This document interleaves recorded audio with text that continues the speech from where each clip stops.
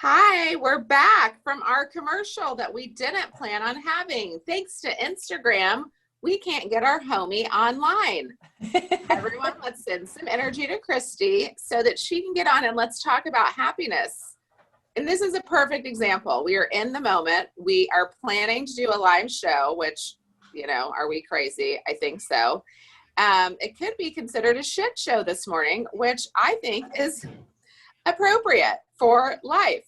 So we're going to try to get Christy on so she can pop on, but nothing in life is planned, honestly. And I want to go live with Christy. Let's see if we can get her in. We're waiting for Christy. What are you getting on your end? I'm getting it. Wunder Life accepted my request. Oh my God. Breaker 19. We are in. We're live. Lord, I was worried I was going to have to talk by myself. I didn't know what I was talking about. You know what you're talking about. If anyone knows, it's you, girl. Oh, please. I make stuff up all the time. That's why we're here. So welcome to the Wunder Twins morning show with my Wunder Twin, Christy Thiel. Christy, can you get up in here, girl? Are you in? Can you see me? I cannot see you. Are you seeing me? I can see you. Well, I can hear you talking. So while you're figuring out how to get in, like with your face, let's just go for it. So you brought this thing up to me yesterday about happiness, and where you're coming from with this is that no matter what is going on in the world, we've got to find our happiness. We've got to find our joy. Yes, exactly. So, first of all, I guess a lot of people hear happiness and they just make this assumption they know what it is and they know what it's not. So what is happiness? I actually looked this up yesterday because I made the assumption that I probably have a lot to learn about happiness. And one of the definitions is it's what makes humans flourish.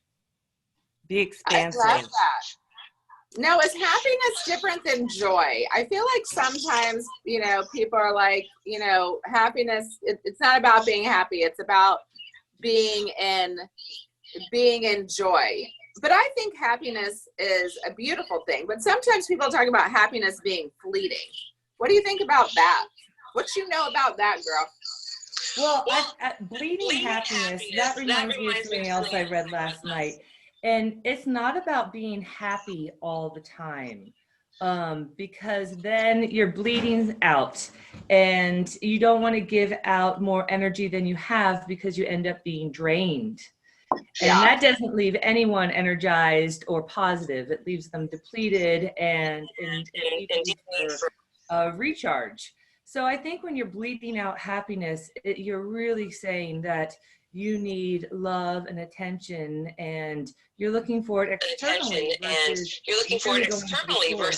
really going to the source, which is your own heart connection to yourself, your heart and soul connection. I love that. I mean, I think that that's so powerful is, happiness starts within. And it's also a huge thing you said, which is happiness isn't all the time. And I think that we've gotten into this place where we're like, I'm supposed to be happy. I'm supposed to be fulfilled. I'm supposed to be excited. I'm supposed to be Instagram happy. I'm supposed to, do my selfies and create this bullshit illusion that everything's fine all the time. And so, I feel like we walk a fine line because, you and I were talking about this, if I'm not happy, there's a fake it till you make it piece of it. And at the same time, is there a disconnect from the reality? So I feel like I get a little confused in there when it's when am I supposed to fake it till I make it? When am I supposed to accept that I'm not happy? When am I supposed to change my thinking, change my life, and then shift my consciousness and my focus so that I find my own peace? I feel like now I'm confusing the whole thing and kind of messing it up. But I feel like those are the sorts of things that I go through. And I don't love to feel out of balance or like pissed off or anything like that, but I also realize there's power in that. Right. And then, and eventually I will go sit in it so I can move through it. I think that's exactly right. There's no, unless we came into this world self-realized and we were just present all the flipping time, soul's natural state of consciousness or consciousness is happiness. But since we have minds, since we have emotions, since we have a physical body, and they all have literally a mind of their own, it's really impossible to be in this positive polarity. And people who say, "Oh, I'm happy all the time," make me want to throw up, because I think that there's something wrong with them. I think that we can be, I think they're not being honest with themselves, because emotional intelligence would tell us that we are affected by things. Now, how we let them penetrate our being and whether we give them control or not really determines our long-term happiness. I think that we can be happy. Literally, I'm going to contradict myself. I think we can be happy all the time, but we have to work on it. And when we are not, make it as brief as possible and listen to what's happening. Moods, hormones, emotions, news, all these things. We're getting bombarded by stress all the time, and we have to process them. And sometimes that brings in empathy or sympathy, and it's not appropriate to go around feeling, expressing joy, because it's just not appropriate. But then the whole thing is, like Shane was saying earlier, if you smile, if you, yes, it when does you look change the way you feel. Like literally, it opens up your heart. There's a connection, right? Yes, exactly. So what you're saying about fake it till you make it, I think that is so powerful, because our hearts are literally programmed. And sometimes it takes a lot of practice to go into to have appreciation, to have joy, to have gratitude, to have forgiveness. And you've got to practice it. And sometimes that means faking it, because negativity, gossip, anger are habits too. And habits take practice and breaking. You've got to replace them with something. So I'm all about fake it till you make it, because the imagination is really what changes us. And if you can imagine it, we were talking about money too earlier, and if you've got to work with your imagination. And there's something, a principle, and it's between the contest between imagination and willpower. Imagination always wins. Imagination is more powerful than your willpower. You can't will things, but you can imagine them into being. So that brings up a really good point. So a long time ago, when I was younger, and my mom is my spiritual guru, and so she's been leading me down this road. And so we had this conversation. She's like, tell the universe what you want, it'll bring it back. But I was like stuck on, how much do I impress upon the universe? Because she's like, think about it like a piece of dough, and you're putting your hands into it. You're creating that impression and leave it. You don't have to sit there and watch it. You don't have to see if it's going to cook. That's where faith and trust come in. And then you leave it there, and then you see how it expands. And so I was like, well, how much am I telling the universe versus like letting things happen and all of that sort of stuff? And so when you think about this notion of creating this reality that you want, it really is about putting it. I love what you're saying about being in the imagination, and we go deeper with the imagination. The imagination is really into our feelings and our passion, because I can think all day long I'm a billionaire, but if I feel like shit in my heart or don't believe it's going to happen inside of myself, then it's not going to happen.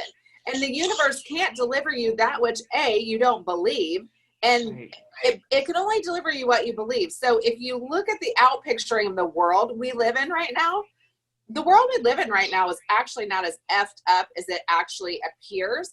But when we go out there and then we hook into these constructs and these illusions, and we start to believe them, then we see the thing that we believe. If I see it differently, I'm going to experience it differently. And so, you know, I think the overall thought process is you have to align your imaginings, your thoughts, your feelings, and your thoughts and get those into alignment in order to be delivered back the vision that you have. So next week, we're going to start digging into money, because money is energy. And so we're going to start digging into really creating what can create wealth in our lives. But it's not just about money. It's about wealth. Like, if I'm happy, if I feel joy, then I have wealth, then I am rich. And I love what he's our special guest today, Shane. You know, being grateful for the things that you have, even if you have the hardest life going on, be thankful for your breath, unless you would just prefer not to be here. I love this. I get so excited. I'm like spitting. So I'm schwitzing.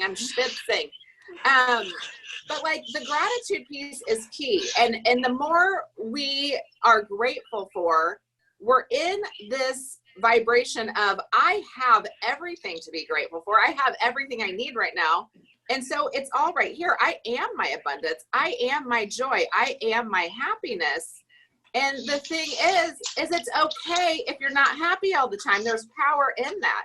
Like, would you tell a child, Christy, like, they're supposed to be happy all the time? I mean, my kids always like want to be occupied or happy or eating ice cream or at the circus all the time. And it's like, well, that's great, but there's work to do. There's work in the unfolding when you go into the dark room and figure out that I might not feel that great today. Well, and on that note, we learn more from our pain than our pleasure. And so our big lessons and our big shifts usually do come from pain. And we go, I got to start doing things differently. That's not working. I don't want to repeat that. That was heavy. How can I never go into that space again? And so it's not like we're not supposed to be persisting in pain, but they do give us a lot of lessons so that we can pivot and recognize things that we can and have the power to do differently. And you reminded me when you were on your beautiful channeling that we had our astrological charts done together, and we get married, y'all. Don't tell our husband. And part of the whole thing that we were being explained is that there is this quantum field, right? And everything exists in that quantum field. And we have to be it, then we have to do it, and then we can have it. That be, do, have principle. And that took me a while to get, and I'm still learning it. By all means, I am still catching this. You got to be it. You got to be happy. You got to be the wealth. You've got to be the influence. And then you do it. And then you have it. But people want to have it first. And they haven't hardwired that vibration and that frequency and that thought, feeling, and imagination into their being with passion. And yes, that's why people go, it doesn't work. It's just a positive affirmation, because they're only looking at it from. CBD doesn't work. Because girl, you didn't take enough. Exactly. Speaking of, so we were on a webinar the other day, and our friend Dr. Brown was explaining that before they made hemp illegal, chickens ate hemp, and most farm animals did, and the average egg had 250 milligrams of CBD in it. And so let's say average person eats 2 eggs a day, or let's say 5 eggs a week. That's a lot of CBD. And some people are like, oh, I don't want to take more than 30 milligrams. Well, you know what? Maybe all of us could just be a little bit more liberated from finding that expansiveness and being more experimental, because these things that are healthy aren't going to hurt you. And if they do, it's not going to be some tragic thing. I've detoxed so quickly before, this was many years ago. I ended up in the emergency room. And those are mistakes you share with other people so they don't do them themselves. But with CBD, you don't detox. The worst thing that's going to happen is you're going to give yourself a headache. You nudge this huge system and take a nap. You wake up feeling better and more reset. The bottom line is we all need to be willing to experiment with our happiness and our expansiveness and our health. Well, and health is happiness. Happiness is health.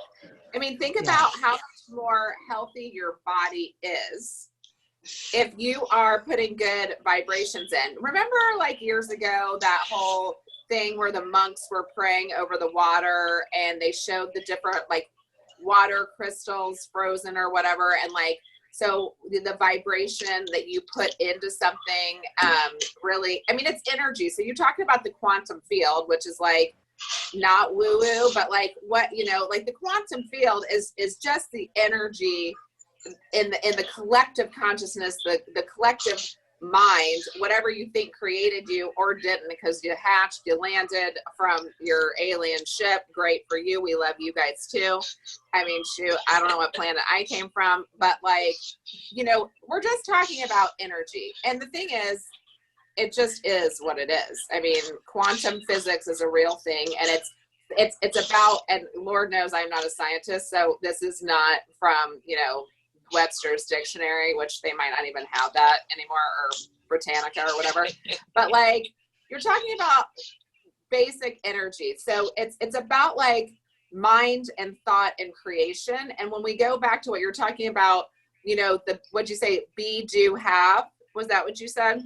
Yep, so in that process of be, do, and have, you, when you're embodying the be part, there is a piece of you that is like, you have to get into the space where you know that you already have it, and then you get to the have. But it's like, it's embodying that, like, it's already here, it's already done. And you know, that relating to happiness, what does that, how does that all relate to happiness? So you just said something, our minds don't know the difference between the past and the future and the present. But when our heart is conscious with our mind, there's a nervous system that's actually in the heart that connects to the brain. And the energy of the heart is 10 times larger than that of the brain. So being present really makes us more powerful. And the only way to be present is, and it takes practice. And again, I am learning about this, and that's why I love talking about it, is to be happy, you can't really be in the past and you can't really be in the future. You really need to be present. And in that present moment, we're not thinking about things that take us into a memory that was uncomfortable or painful, or we felt betrayed or shamed, or our desires and expectations weren't met. And same with the future. It's not present. So the more present we can be, the more in control we can be of our thoughts and our feelings and our emotions, because it's real. And it's so much harder for, I do not want to sound like a hypocrite. I am not always present. Probably 99% of my day, I'm probably not present. And it feels different when I am, because there is a lifeline and a pulse and an energetic imprint to my soul that I'm like, I'm here right now, versus, oh my God, that email and that phone call, and good Lord, the mess I left in the bedroom when I left this morning, all bring me back to a place that maybe is not so happy. And they will all get done, and I will get everything checked off on my list. But if I persist in the past or the future, it's very hard for me. It's harder for me to be happy. It's, well, I mean, I think that's part of the work, that's the work, that is the practice, is like knowing that you're, you know, I mean, we all have a list 50,000 miles long, and it's like, I have felt like so much heaviness because of all the work that I have, and I'm so grateful for it. I mean, truly grateful. And how do I find that balance and not have that dictate my life, and then I'm not spending any time with my kids or my husband or myself? Well, I love all them, but like myself, like I need me more than I need anyone else, so that I can be connected to my creator so I could do the work. And you feel very different when you are in that alignment, in that field. And that's where possibility is born. And so, you know, that's where we get to create the world we want. And so that circles back to, you know, happiness with the self can change the world. Happiness with this thing, with this work that I'm doing, is what is going to shift the consciousness on the planet. So what I am imploring you and our friends who are listening now and who will watch on IGTV, what are you doing right now to get yourselves right? Are we all, and I'm not saying turn off your friggin' TV. I'm trying to watch Netflix too. I'm still like, Netflix needs to pay me because I talk about how much I want to watch them, and because I can't right now. But like, you know, like, get your news from wherever you get it, and then turn it off. You are your news system. Get into your own alignment. Meditate, pray, be with this self, because you are the one who has the answer to change the world. You are the answered prayer, and your joy and your happiness is what is going to shift this thing, not watching what, you know, Nancy Pelosi and Donald Trump are doing right now. I mean, you can be incensed. I don't care what side of the fence you're on. It's all a hot mess. It doesn't really matter. It does matter. It doesn't really matter. I mean, it's this cycle. And so you could like literally lose your mind in someone else's mind. And that keeps you off of your own stuff. So I just implore us all to get into ourselves so we can create the world we want. I mean, I have to say is that, like, I'm like, oh my God, with the whole, like, now we can kill baby bears and wolf pups. That is not going to stand, and it's not going to last. And that paradigm is dying, which is why it's kicking and screaming. And that's a whole other year's worth of content and conversation. But the thing is that we can keep looking at all these things that are so upsetting, and we can do something about ourselves. We can activate and get involved. And then in the midst of this, we have to see the world that we want to see, where we live in a just society, where you might not like me because I'm not your color, but you're not going to kill me because I'm not your color. So I'm not expecting everyone to come together and love each other, because that is bullshit. You don't like everyone who's white, and I don't like everyone who's black just because they're black or Jewish or whatever. So when we talk about happiness, this is self, and this is the globe. And so how can we join together in a vision for what we do want, while we are helping that which we don't want get the hell out of this planet, because there is no place for this. So, you know, I just implore us all to do our friggin' work. Some of that work I just heard, and this is so spot on. I was listening to Christian Northrup talk to Oprah, and she was using a Louise Hayes exercise. Oh my God. And she said the work starts with self-love, which of course is exactly what Andrea's saying. And here's what a practice you can do to help yourself, because it does start with you with the small you with the big you. You look in the mirror every day, 21 days. And you're looking deeply and say, I love you. I love you. And that 6-year-old is going to come in and say, yeah, but you got some wrinkles and cellulite and ate too much last night. And you just look a little deeper and go, I love you. I love you. And your body and your emotions and your resonance is going to change, and your frequency is going to increase, because it does start with me, you, us, individually, so that we can live through giving. But we have got to stop externalizing all this stuff and internalize it, so we can actually have something to give. Girl, because the last thing anyone on this planet needs to hear is that you're a victim. And I get it. We have all had our experiences. So we really are all in this thing together. But like, you know, I was talking to a friend the other night, and he is frigging brilliant. I would say your name, boy, but you would be mad. So you know who you is with your beautiful 3 children and your wife and all that goodness. He is brilliant. And he is really invested in the cannabis industry as a healing industry, and how amazing it is in getting back to the roots of cannabis, and it being in all this medication, and why big pharma decided they were going to, you know, blah, blah, blah, the rabbit friggin' hole. There's one for every topic, right? And he was like, I was like, you need to get involved. I'm like, Indiana will legalize. You need to get involved, and you need to be at the forefront because you are brilliant. And he started to tell me all these excuses about why he's not ready, or he didn't have, or I'm not this. And I was like, well, brother, you can sit there and stew in what you don't have and make up another lie about who you aren't, or you can rise into this moment and go with the gifts that you have. None of us are complete. I mean, I don't know what I'm talking about half the time, but fake it till you make it, and then find out. But like, if you have a gift, give that gift. And that is your joy. When you are in alignment with your purpose, and loving yourself, that baby girl, because, you know, baby girl, she will try to tell you that you are not all that.